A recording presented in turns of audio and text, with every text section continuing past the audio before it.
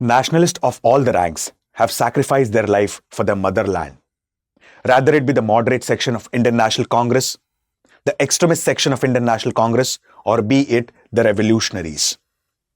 In today's short story, we are going to discuss about one such revolutionary whose name was Ram Mohammad Singh Azad. You might be guessing, here I am going to narrate a short story on Chandrasekhar Azad ji. No, my friends, in today's short video, I'll narrate a story of Udham Singh ji, who waited for 21 years to get justice post Jallianwala Bagh Massacre. What was the story of Sher Singh ji, who became Udham Singh and later on Ram Mohammad Singh Azad? Who was Udham Singh?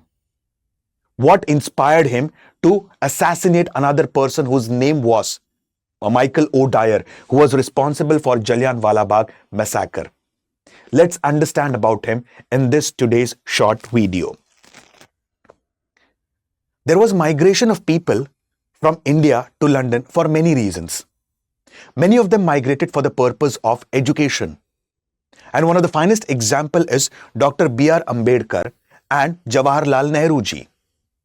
Jawaharlal Nehru ji, he studied from Trinity College at Cambridge University. Dr. B.R. Ambedkar ji studied at Columbia University and University of London. But apart from the purpose of education, many people also migrated to London for jobs and business purposes, which include many Punjabis from the region of Punjab. But here they had to face a lot of racial discrimination. And many of them came back to their country, Mother India. In today's video, we are going to discuss about one such person named as Udham Singh ji, whose actual name was Sher Singh. Sher Singh, he was born on 26 December 1899 at a place called as Punjab. And here he was born in a very average middle class family. It is believed that his father, he has faced a lot many tragedies right from his childhood. Now let's understand about these tragedies. His father, he used to sell vegetables and fruits during the daytime, and during the night time he used to work as a chowkidar or as a village watchman. At the very young age, he lost his mother. His father had an intention to give religious education, that is Sikh religious education, to both his sons. So his father decided to move to the region of Amritsar. Sher Singh ji, along with his elder brother and father, moved towards the region of Amritsar. Many historians do believe that his father, he became seriously ill and he died due to sickness at Amritsar. Both the brothers, they became orphan at a very young age of 6 and 8 years. Later on, they got admitted into the Sikh orphanage, wherein they were given the Sikh religious education. Apart from this, they were also taught the basic handicrafts. But here, again, unfortunately, Sher Singh's elder brother passed away. This actually did not shatter Sher Singh, but in fact, although he was left alone in this world, this made him more powerful, more kind. And after some time, when he grew young, he moved towards the region of Mesopotamia. And when he moved towards the region of Mesopotamia, he started working there as a laborer. After working for a short span of time in Mesopotamia, he came back to India. In Mesopotamian region also, he came in contact with many revolutionaries. He came back to India. After coming back to India, he again went back to an African country called as Uganda. And there he started working in the railways. But he witnessed the Jallianwala Bagh Massacre in front of his own eyes. What is Jallianwala Bagh tragedy all about? Let's explore this in short. It is believed that approximately around 1917, Britishers had come up with an act which is called as Revolutionaries and Anarchical Crime Act 1919.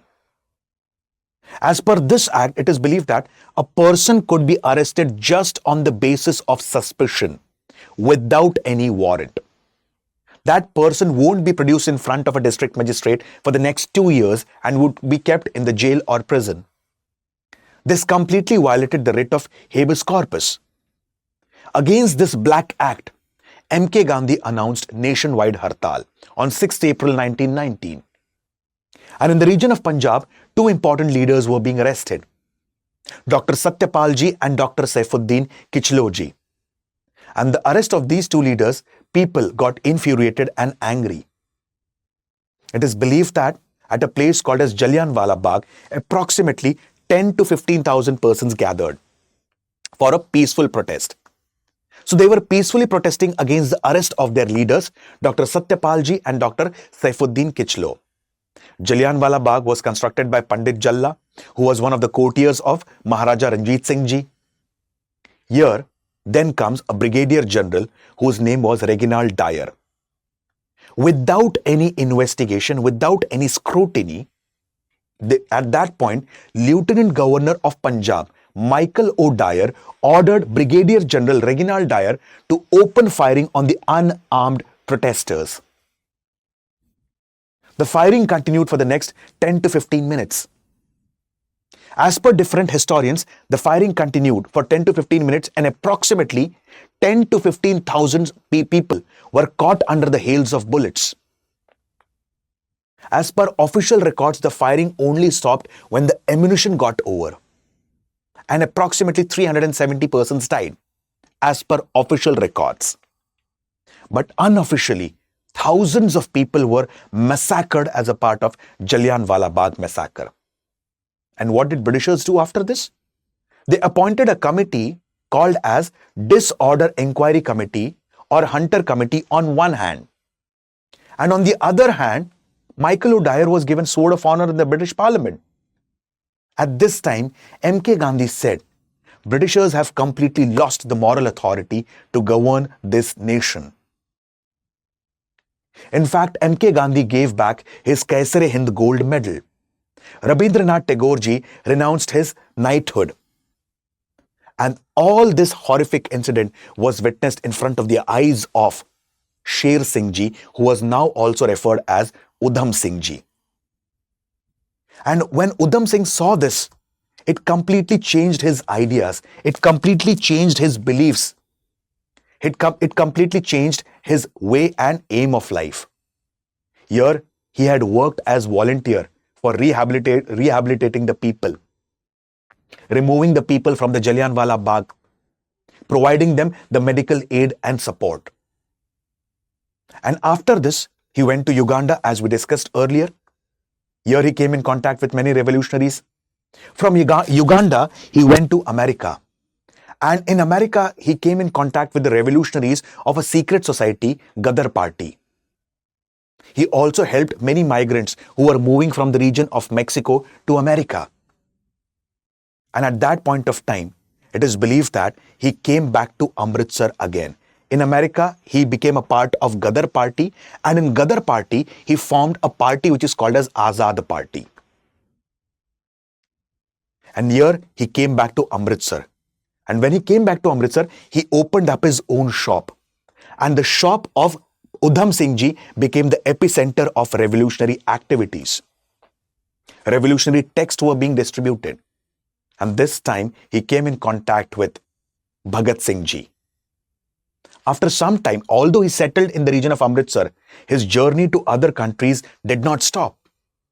He again went back to America, London, Poland, France, Panama, Iran, Italy, Afghanistan, Germany, Singapore, Hong Kong, Japan, and many other countries to spread the revolutionary ideas and zeal. During his journey, he came in contact with many other revolutionaries, and by now, he had a very good contact with Bhagat Singh ji. But unfortunately, in 1927, Udham Singh ji was arrested. He was arrested on what charges? Arrested on the charges of distributing revolutionary, text.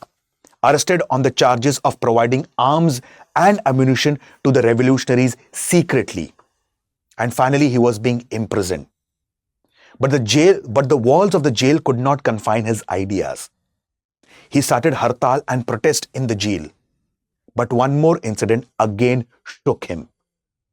And the incident was the martyrhood of Bhagat Singh ji, Rajguru ji, and Sukhdev ji. At this point of time, he wanted to take revenge from the Britishers at any cost. And finally, in 1931, he was released from the jail.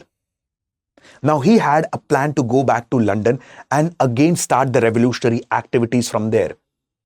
Because revolutionary societies were not only active in India, but also in abroad, such as Stuttgart, Paris, London, San Francisco, Canada, or Vancouver. So he wanted to create a base or a network of revolutionaries again in the European countries. So after release from the jail in 1931, he applied for a passport. But this time, he did not apply in the name of Sher Singh. He applied in the name of Udham Singh. Because if he'll apply in the name of Sher Singh, again he'll get caught. Because when he was jailed, the name that was documented was Sher Singh. He got the passport, 1933, he went to London, but he did not stay at one particular place. From 1933 to 1937, or 1934 to 1937, he kept on wandering from one place to the other, spreading the revolutionary zeal, revolutionary text, and creating a revolutionary enthusiasm among the revolutionaries. And he did not stay at one particular place. Finally, an event came when the World War II began in 1939. And World War II began after Germany had conquered many parts of Holland, Belgium, and France.